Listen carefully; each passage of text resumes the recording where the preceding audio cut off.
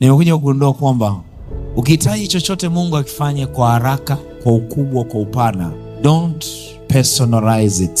Usikichukue kikawa chako, kifanye kiwe chake. Once ukiki-own, kwa mfano ukisema hii biashara yangu ni yangu, naifanya kwa akili yangu, lakini nikimruhusu Mungu atawale kwenye biashara yangu, yeye ndio afanye. Nimekuja kujua Mungu anafanya zaidi ya tunavyofikiria.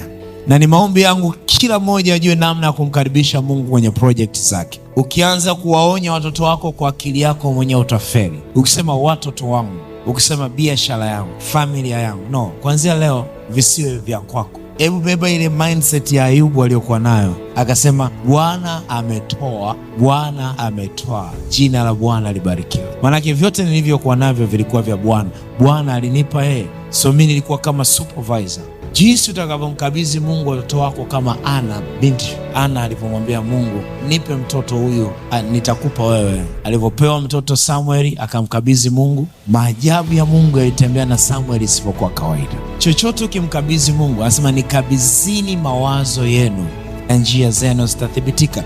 Wewe unaweza ukafikiri ni wazo tu, no, anasema nikabidhini mawazo yenu. Maanake kabla hujafanya chochote kilikuwa wazo. Biashara ni wazo.